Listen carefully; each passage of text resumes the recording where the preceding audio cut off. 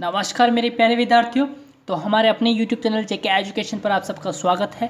तो आज मैं आपके लिए लेकर आया हूँ प्रवाह गणित कार्य पुस्तिका में से कार्यपत्र 11 से लेकर 15 लेकर आया हूँ। ठीक है, तो अपन 11 कार्यपत्र 11 से लेकर आज 15 तक अपन सोल्व करने वाले हैं। तो वीडियो पर एंड तक बने रहिएगा और जल्दी से जल्दी चैनल को सब्सक्राइब कर लीजिए और वीडियो को लाइक कर दीजिए। ठीक है, आइए सबसे पहले अपन कार्यपत्र 11 सोल्व करेंगे कि कार्यपत्र 11 है। सबसे पहले दक्षता भिन्न संख्याओं की समझ विकसित कर पाना। ठीक है, प्रश्न 1 है कि रिक्त स्थानों की पूर्ति कीजिए। आइए, इस चित्र में वृत्त कितने हैं बताओ। वृत्त तो एक ही है ना, तो इस चित्र में कितने वृत्त हैं? एक ही वृत्त होगा। वृत्त के कुल कितने हिस्से किए गए हैं बताओ। वृत्त के कुल कितने हिस्से किए गए हैं? 1 2 3 4 हिस्से किए गए हैं। ठीक है, तो 1 2 3 और 4, तो वृत्त के कुल कितने हिस्से हो जाएंगे? 4 हिस्से हो जाएंगे। रंगीन हिस्से कितने हैं बताओ। रंगीन हिस्सा इसमें एक ही होगा, तो रंगीन हिस्सा कितना है? इसमें एक ही होगा। ठीक है, इसमें देखिएगा तो रंगीन हिस्से कितने हैं? एक है। ठीक है, यहाँ पर देखिए चित्र में रंगीन हिस्से यानी कि अंश 2 हो जाएंगे। चित्र में कुल हिस्से यानी कि हर 8 हैं। बताओ 1 2 3 4 5 6 7 8 हो जाएंगे ना।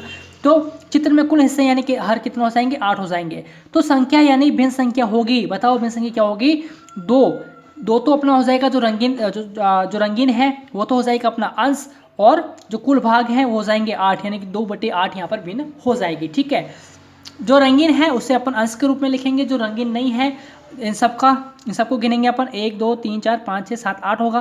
तो कुल भाग कितने हैं? 8 है। तो 8 में से कितने रंगीन है? 2, तो 2/8 यहाँ पर हो जाएगा। ठीक है, जो रंगीन है उसको ऊपर लिखेंगे। ओके, देखिएगा आगे हैं।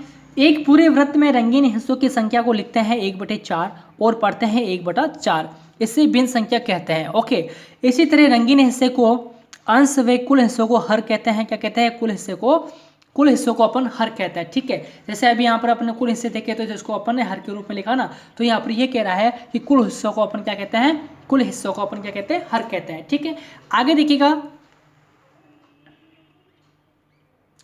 आगे है कि चित्र में रंगीन हिस्से यानी कि अंश कितने हैं? 1 2 3 और 4 4 हो जाएंगे।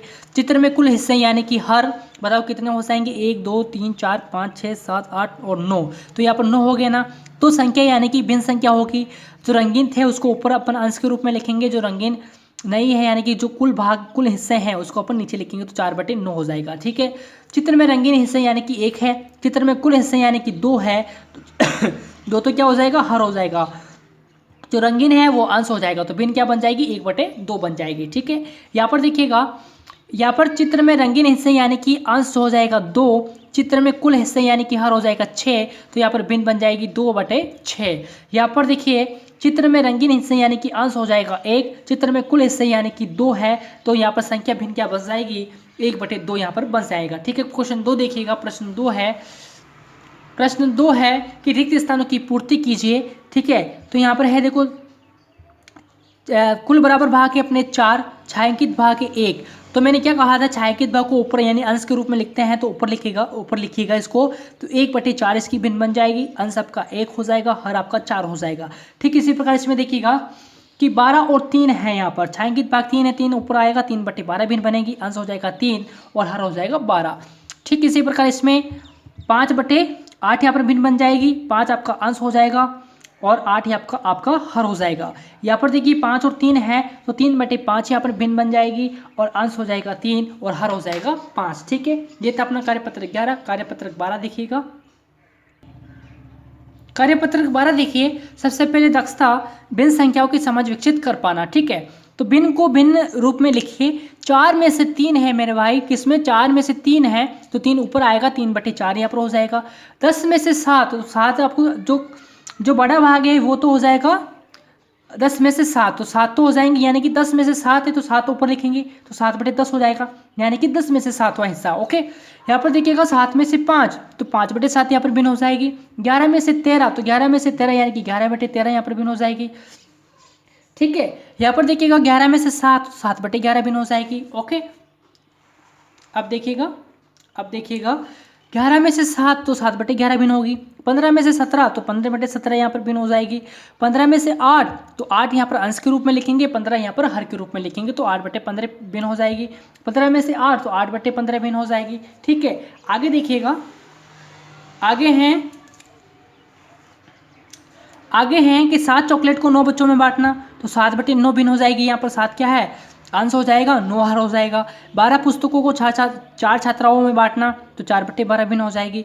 कमल 30 दिनों में से 17 दिन उपस्थित रहा, इससे प्राप्त भिन्न को लिखिए। बताओ यहाँ पर 17/30 यहाँ पर हो जाएगा। ठीक है, जो बड़ी संख्या उसे अपन नीचे लिखेंगे, जो छोटी संख्या उसे अपन अंश के रूप में लिखेंगे, यानी कि ऊपर। आइए कार्यपत्रक 13 देखिएगा। कार्यपत्रक 13 है कि भिन्न निरूपण की समझ विकसित कर पाना। दक्षता दे रखा है कि भिन्न निरूपण की समझ विकसित कर पाना। पहला प्रश्न है कि चित्र में छायांकित भाग द्वारा दर्शाई गई भिन्न को लिखिए। यहाँ पर देखो छायांकित भाग अपने पास एक ही है और कुल भाग कितने हैं, 2 है। छायांकित भाग को आप ऊपर लिखिएगा और जो कुल भाग है उसको नीचे लिखिएगा, यानी कि 1/2 यहाँ पर भिन्न बन जाएगी। यहाँ पर छायांकित भाग 9 है और कुल भाग यहाँ पर 12 है, तो 9/12 भिन्न बनेगी। यहाँ पर 1/4 भिन्न बनेगी, यहाँ पर 1/3 भिन्न बनेगी, क्योंकि यहाँ पर एक छायांकित और कुल भाग कितने हैं, 1 2 3 हो जाएंगे। ठीक है, आगे देखिएगा प्रश्न 2 है। प्रश्न 2 है कि दी गई भिन्नों को चित्र में छायांकित भाग द्वारा दर्शाइए। तो 1/5 है, मैंने यहाँ पर 5 भाग बनाए हैं, 1 2 3 4 और 5। पाँचों भाग मैंने क्या किया है, छायांकित किया है, तो 1/5 यहाँ पर भिन्न बन जाएगी।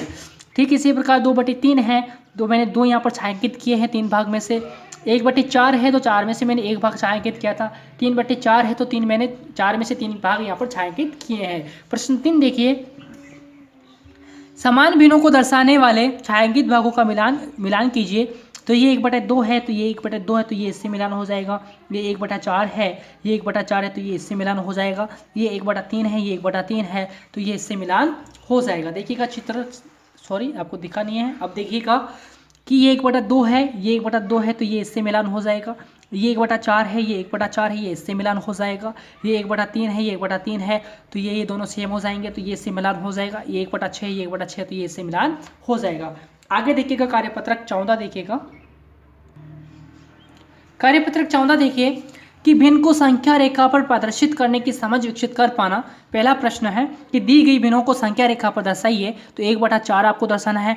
बताओ यहाँ पर 1 तक गिनिएगा कितने यहाँ पर ये दे रखे हैं, बताओ 1 2 3 और 4 दे रखा है ना, तो 1/4 यहाँ पर आ जाएगा। यहाँ पर 2/5, तो बताओ 1 2 3 4 5, तो कुल भाग कितने हैं, 5 है, लेकिन 2 यहाँ पर है, तो 2/5 यहाँ पर आ जाएगा। ठीक है, प्रश्न 2 देखिए।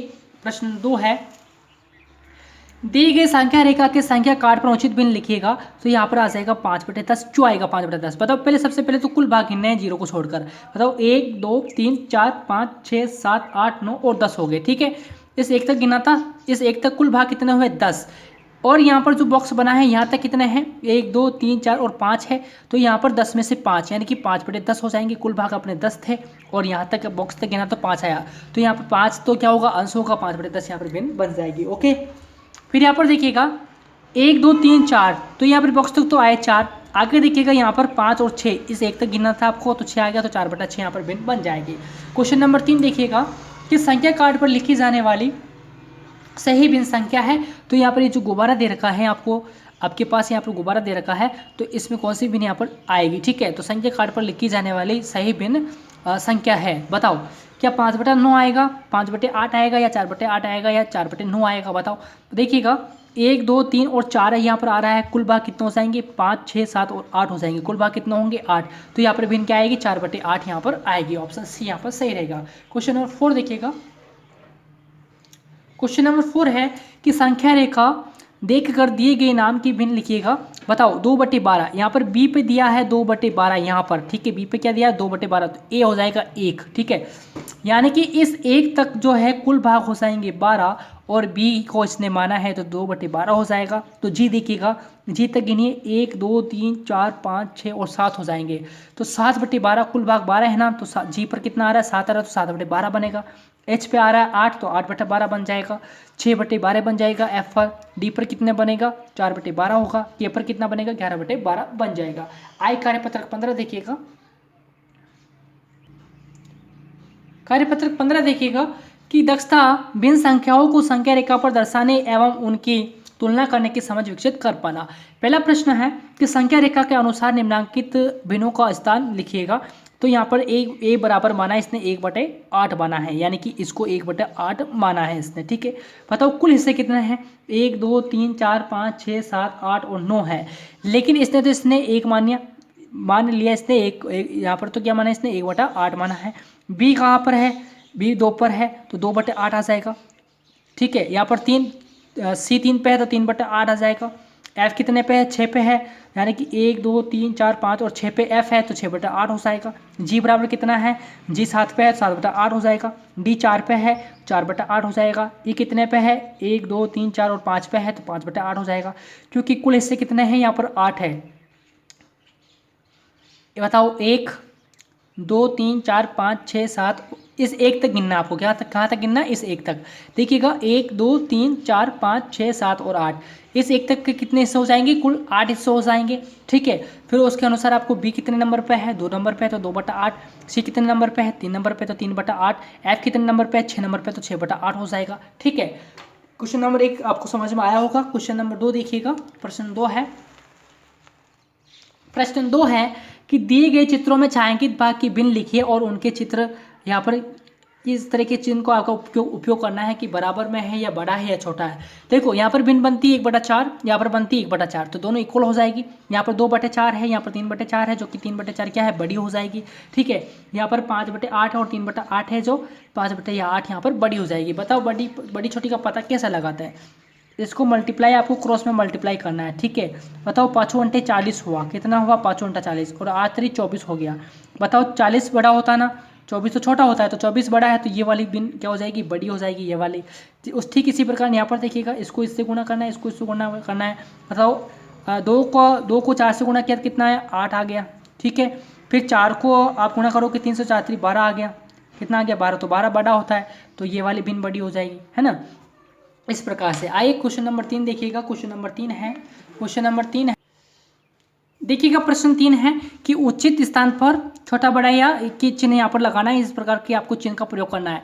बताओ 3/8 बड़ा है या 1/4 बड़ा है, तो 3/8 यहाँ पर बड़ा हो जाएगा, बड़ी भिन्न हो जाएगी। ठीक है, कैसे पता कि अपन ने इसको आपको क्रॉस मल्टीप्लाई करना है। क्या करना है, क्रॉस मल्टीप्लाई करके आपको पता लगा देना है कि यहाँ पर 3/8 है और यहाँ पर 1/4 है।